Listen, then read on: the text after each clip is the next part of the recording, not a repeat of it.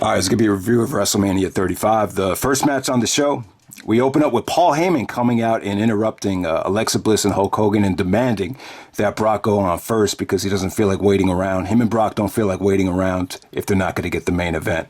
So yeah, I mean, the booking of this match really made sense. From that standpoint, I mean, you would have had to book this first if you were gonna, get Brock into the ring and basically wait on Rollins the way he did.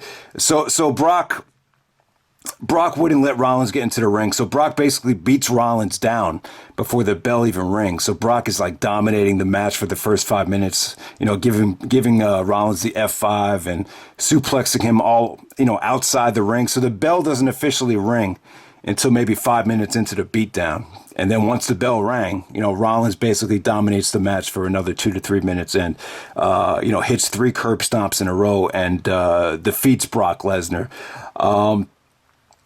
Highly disappointed in terms of the actual match because I thought it had all the makings of a classic. This going on first, you had a red hot crowd. Crowd was actually hot for Lesnar. They were chanting along with him with the German suplexes.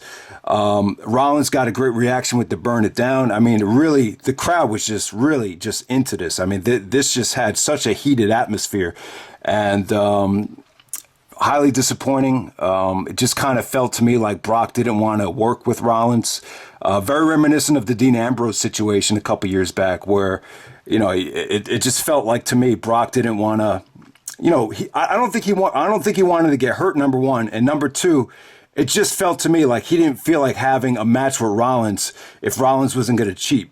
Rollins didn't basically cheat. I mean, he hit Brock with a low blow after a referee bump. That kind of changed the tide of the match.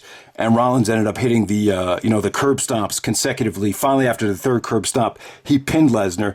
It made Rollins look great, though. It did make Rollins look really, really good. The fact that he was able to beat Brock in 2 or 3 minutes after the bell started. But yeah, I mean, it's just a missed opportunity in terms of this being a classic.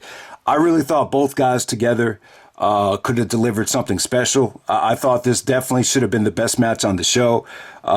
You had high hopes for their match from 2015 when The Undertaker interfered and they didn't get to fully experiment how, good of a match that could have been. And the same thing here. It just, you just kind of got the feeling like Brock just wasn't being cooperative, didn't want to work, wanted to conserve energy for whatever he's doing in the future. But, it's just one of those things where I think the WWE needs to move away from Brock. And, yeah, man, if he's not willing to work with, a lot of the younger talent, I just think they need to part ways, man. I'm just highly disappointed because I just thought this could have been so much better. But at the same time, give Rollins credit. The victory came off great. Crowd was into it. They were into him. The finish came off like, Rollins slayed the beast. So, I mean, it is what it is right there. Next up, you had AJ Styles taking on Randy Orton. And I'll tell you, man, Orton has a tough time at WrestleMania, man. It just seemed to me like every time he's in a WrestleMania match, he has to work really hard to get the fans invested. And, a good match here. I really actually enjoyed this. I thought this was really, really solid. Part of the problem was it seemed like there was a section of the crowd that came from like a different country that were trying to get themselves over with like kind of weird chants. And I thought that kind of took away from the match. And it didn't seem like the crowd was really into either guy. I would actually say they were probably more into Orton. Anytime Randy was going for an RKO, that's when it seemed like the match was really picking up steam. But, just a lot of good stuff from both guys. To me, this is a WrestleMania main event caliber match right here. And it just kind of felt like just a very average mid-card match, but still good stuff, man. The superplex off the top rope from Orton was really, really cool. There was a teasing of RKO off the top rope. AJ actually hit the springboard splash on Orton. The phenomenal forearm off the top rope. I mean, just a lot of good stuff here. AJ kicking out of the RKO was pretty unexpected. I don't think people expected the match to go that much of a back and forth. And yeah, I mean, I think AJ actually hit the phenomenal forearm to get the victory on Orton. And just just really good stuff. But once again, I felt like for the spot that they were in, I felt like they had to work extremely hard just to get anyone to be invested in what they were doing. And definitely good stuff. Probably one of the best matches on the show, to be honest with you. But it's still kind of felt underwhelming when you consider how good both guys could potentially be. So next up, you have the Usos taking on Aleister Black and Ricochet versus Rusev and Shinsuke Nakamura and Cesaro and Sheamus in the Fatal 4-Way Tag match. Good stuff right here, man. I mean, with this match right here, it's tough to get people to care about it, but it just ended up being really entertaining. Once again, they had to work really hard. But really, just a lot of memorable stuff. Cesaro and Sheamus, I would say they stole the show. The King of Swing spot came off really great. Sheamus showed a lot of emotion out there. The fans were really into Sheamus, believe it or not. The Usos hit some nice double team moves. Ricochet got to show what he could do out there. Just a lot of talent involved. Nothing mind blowing though. I think this could have been better. If it, if this was like the main event of Raw or something like that, it felt a little bit rushed, but still, for a fatal 4-way tag match at WrestleMania, I'd say it was, better than a lot of the ones that they've had in the past. It was really a nice showcase for everybody. I thought everyone looked good and highly entertaining, highly explosive. Really not a lot to complain about right there. And the Usos go over, and we move on to the next match. We have Shane McMahon taking on The Miz in a Falls Count Anywhere match. Good story right here. Shane is really good as a heel when he's, trying to take a babyface to that next level.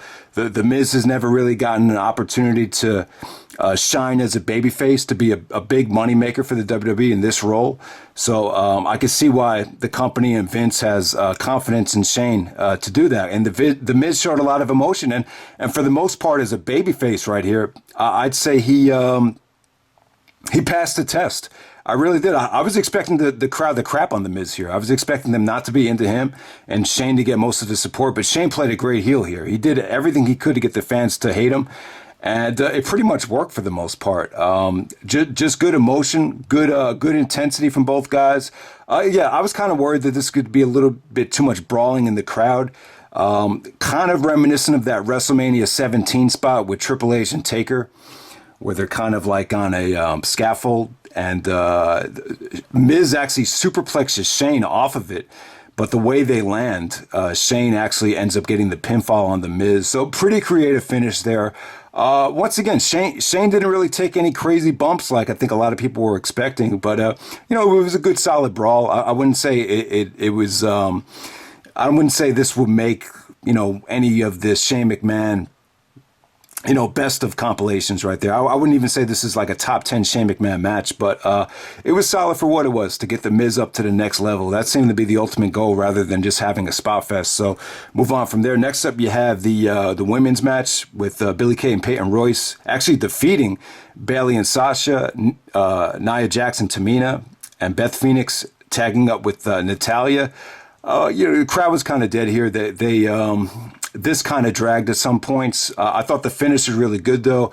The Beth Phoenix spot with, Billie Kay and Peyton Royce actually getting the surprising victory there. But, the match definitely had its moments. I'd say you had good spots here and there throughout the whole thing. But for the most part, I would say it was one of the weaker matches on the show.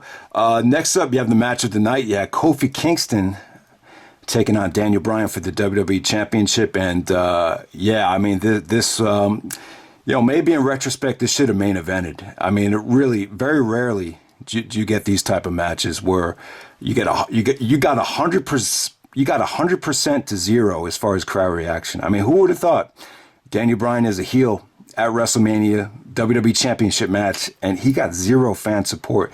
I think it's a testament to how good Daniel Bryan's been as a heel. And it's one of those heels that makes people feel guilty. He's basically playing a heel where he's acting like he's kind of similar to the CM Punk thing, where he's acting like he's better than everyone. He's basically making people feel guilty, for, eating certain types of foods or watching too much TV. And I think that's the type of heel that could really kind of dig into the heart. But, Kofi Kingston was the story here. I mean, this is all about him. Give him all the credit in the world. This has been a lot of debate about racism in pro wrestling, but I just think this is a situation here where, Kofi's just such a nice guy, such a good guy. And, that counts for a lot here. And but sometimes when you're not a prick and you're not, a backstage politician, sometimes it kind of works against you. And, he never really got the chance to show what he could really do in a main event spotlight match. And he was able to do it here. Him and Daniel Bryan had an awesome match. I don't think the match would have been as good if it wasn't for Bryan's experience, though. Bryan really took you on a ride here, man. This is reminiscent of Bryan Danielson versus Homicide from Final Battle 2006. If I could compare that to a classic ROH match, that would be it right there. And it was just one of those matches where, it just took you on a ride. Just a lot of drama, a lot of good spots, a lot of great transitions. The outside interference, I thought it added to the match. I don't think it took away too much from it. And man, Kofi Kingston here, the whole push, it really reminded me of Eddie Guerrero's WWE Championship win. And I started crying after it was over because I could see how much it meant to Kofi. And I could see, the fact that he won this match or was able to get this spot without really, but just being himself. And you got the feeling that Kofi he's just a good guy. And I think that's part of the reason why, you have so many people that got behind him here. I think anyone would feel good for Kofi Kingston, even if you haven't been watching wrestling for the last, 5 years or whatever. It's just refreshing to see, man, and just an inspirational victory. I think Kofi Kingston definitely going to be an inspirational wrestler of the year, and credit Daniel Bryan as well. I thought his the way he dictated the tempo, his facial expressions.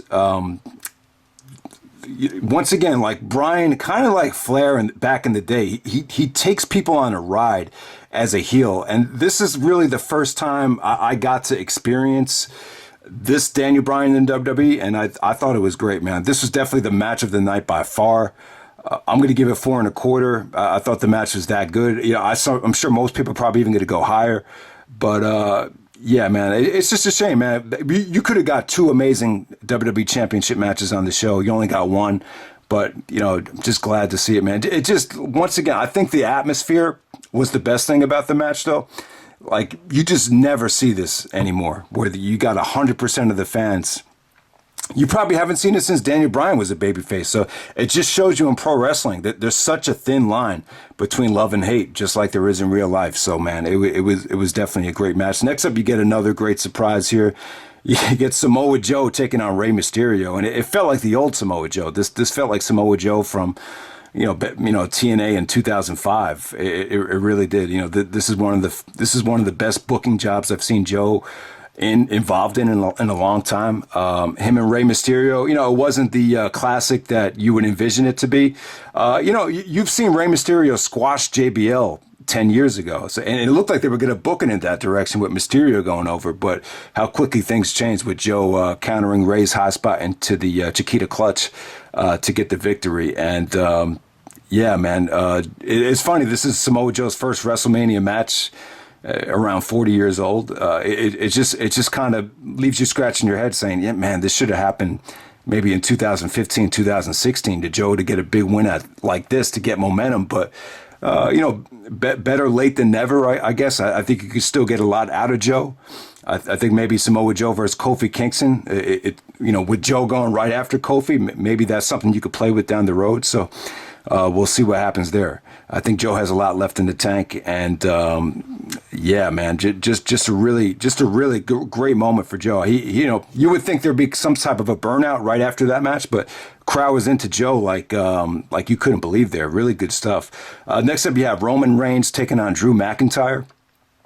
Solid match right here. I thought the match was good, not great. It really with this match right here, I mean, it just kind of felt like two big men just going at it in a war right here. I mean, I think they could have done a better job with Drew McIntyre. I think he could have gotten. I think Roman could have done a better job making him look stronger. I think it could have been booked a little bit better in McIntyre's favor to make him out to be more of a star. The ending kind of had your generic Roman Reigns feel to it, but the one part in the match where McIntyre uses his core to suplex Roman off the top rope, man. That was a great spot. But overall, I just thought this was a good slugfest. Two bigger guys going at it, and it came off really good. I hate to say it, but it really kind of reminded me of like a good, solid mid-card match at a Wrestle Kingdom. Not great. I give it like 3 stars. I thought it was solid. Not amazing. Nothing you would go back to, but just a good return for Roman Reigns after what he's been through. And let me give Roman Reigns credit. He did an interview with Mike Francesa. He's like the sports pope in my area. And, he's not a big wrestling fan, but even Francesa was really impressed with Roman Reigns in the interview, just the way he came off. And, I think that tells you right there, one of the reasons why Roman is so heavily pushed is kind of like the John Cena thing. He's just really good at communicating with the media. And so definitely check out the Roman Reigns, Mike Francesa interview. Is definitely great stuff right there. So next up you have Triple H taking on Batista. No holds barred match. Yeah, I basically thought this was probably the biggest problem on the show. It sounded good on paper, because of their history. Just a lot of problems with this. It just really felt forced. I think the relationship between Batista and Triple H is too exposed to have it be this gruesome. I mean, they did some crazy things out there with, Triple H trying to take out Batista's nose ring and bleeding from the nose, trying to break his fingers with the pliers. I mean, it just kind of got tough to watch. I just thought the match was somewhat awkward. The best part of the match is Shawn Michaels, though. I thought his commentary really added to the match. You could tell he was really into both guys.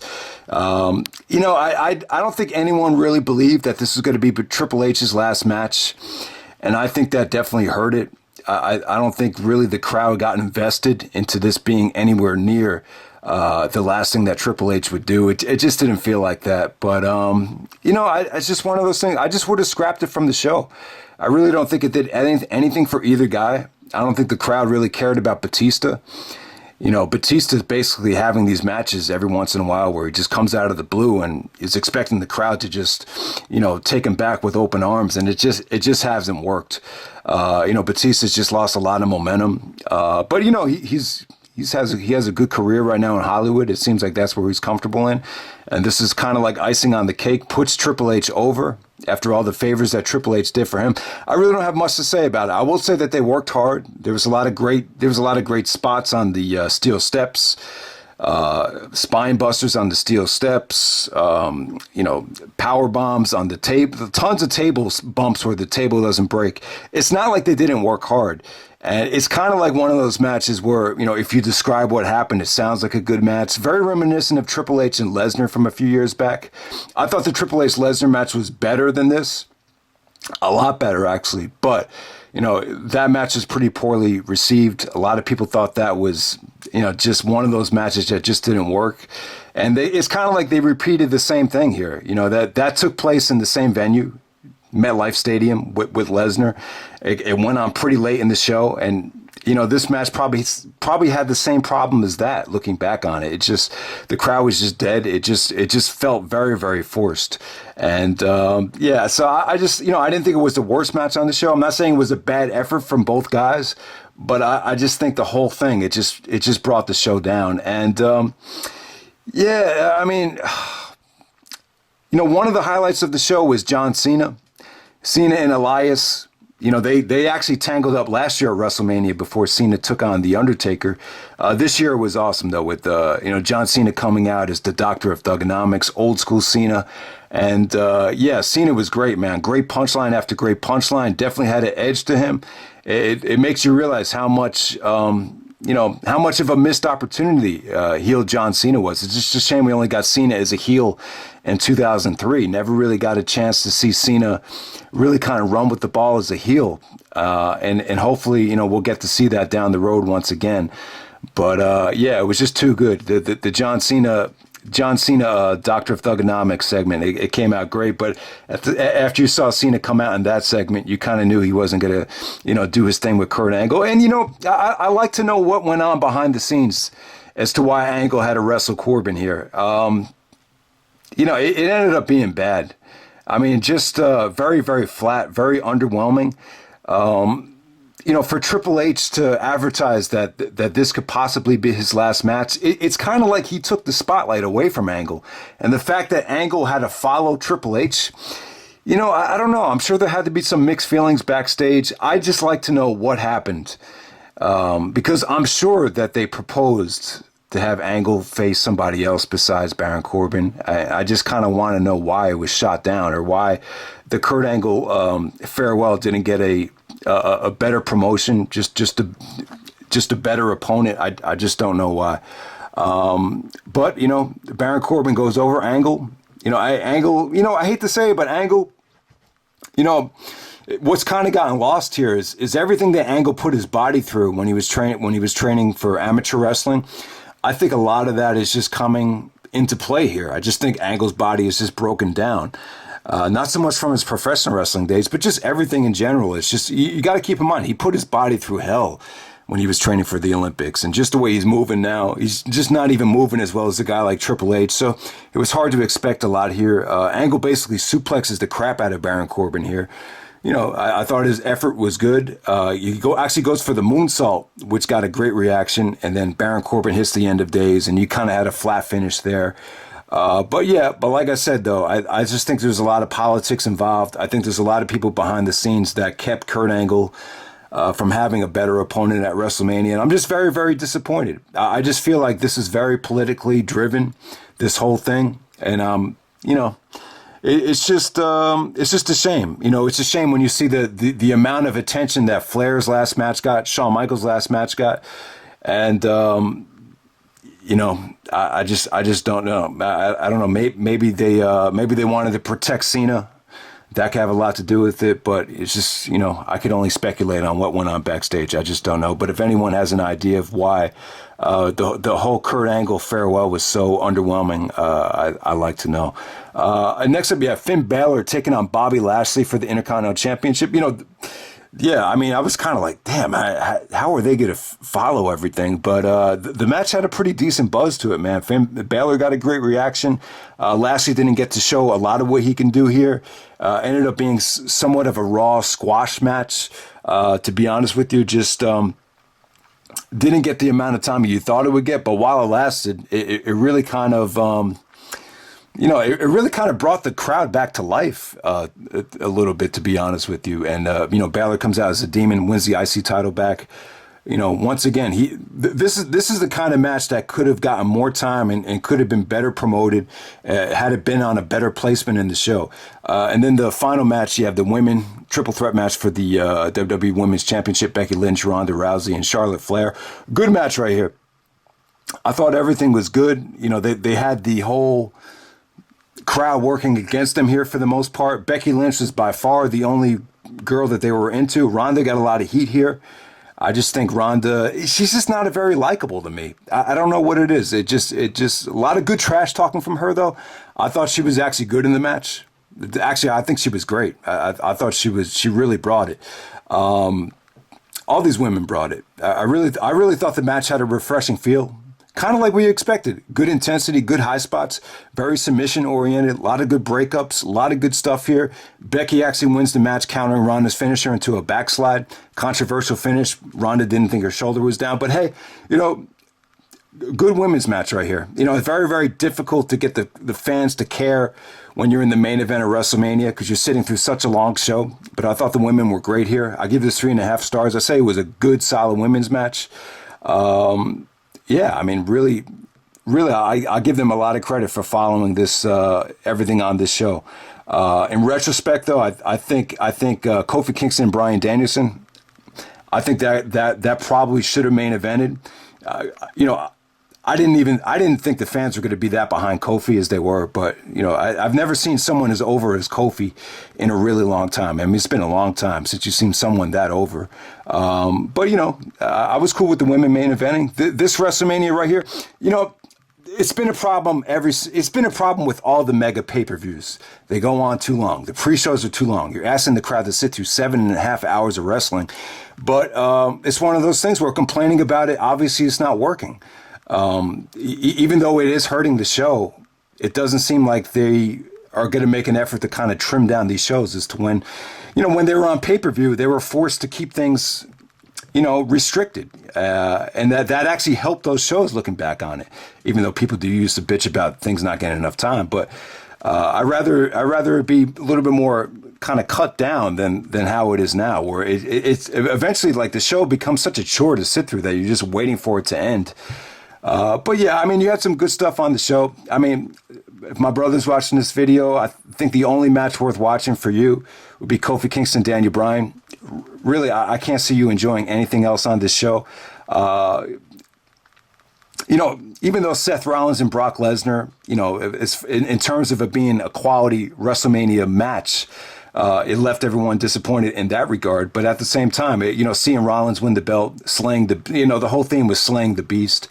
That was a cool moment. It was cool. It really was cool to see Rollins win the title. It did kick the show off with a bang. It wasn't depressing like Daniel Bryan versus Sheamus from years and years ago.